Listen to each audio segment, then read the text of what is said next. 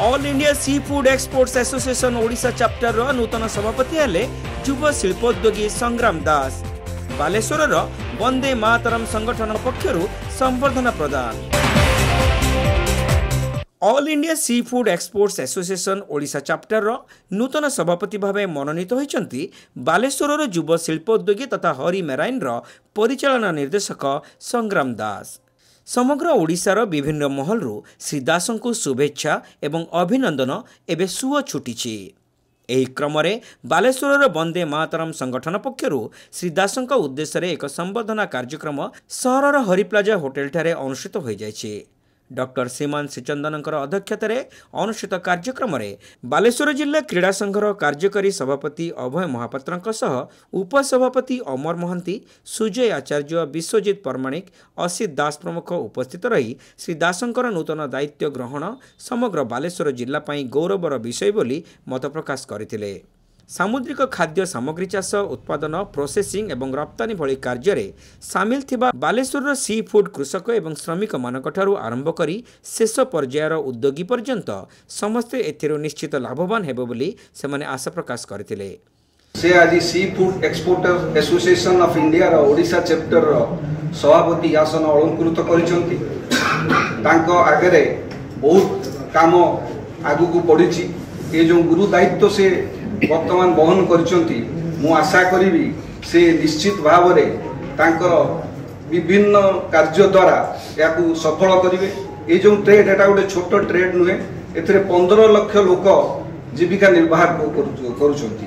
तांकर प्रेडिसेसर माने जो काम छाड़ी जाइचंती से मु आशा करी से ताकू केमिति पूरण करिवे एवं सेति पई आम तरफरु जहा साहाय्य सहयोग दरकार आमे निश्चित भाव रे तांको पाखरे ठिया हबु।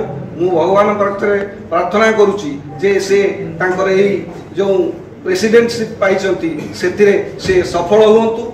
दमयंती पंडा, ज्योतिर्मय सामल, राजेश महापात्र, सूर्यशंकर सेठी, सौभाग्य मानस नायक, देवज्योति दास महापात्र, सीमन दास महापात्र, तापस पाणिग्राही, हृतिक नायक, गौरव मल्लिक, सपन खिलार, निशित बारिक, अनुपम सेठी, संबित विश्वाल, तापस दास, अनित्य दास, सिद्धार्थ कोइली, समरेश सामल, राजकिशोर दास, विश्वजित महांती, सीमंत माझी, जीवन संग्राम मिश्र प्रमुख एही कार्यक्रम रे जोग देई पुष्पगुच्छ एवं उत्तरीय देई श्री दास को संबर्धना प्रदान करथिले। संबर्धित हेबा अवसर रे श्री दास समस्त को कृतज्ञता जणाइथिले।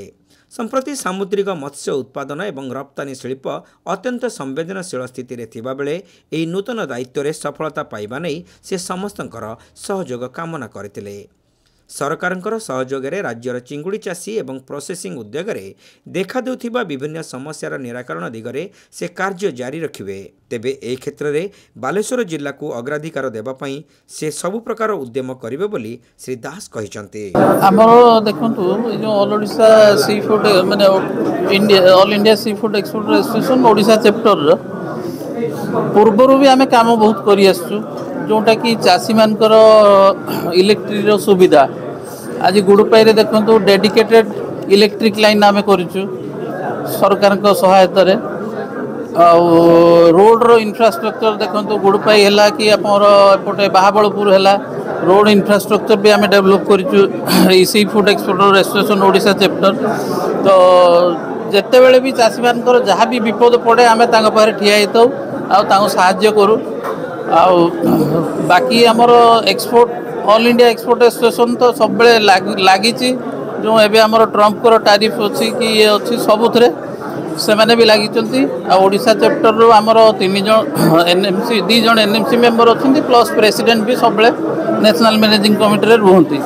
तो आमे प्रचेष्टा करिवु जेमिति टारिफ किंबा अन्य असुविधा जहाँ होउची आमे केमती ताको भलो भाव रे तुलै पारिवु सेटा ही हमर मुख्य उद्देश्य।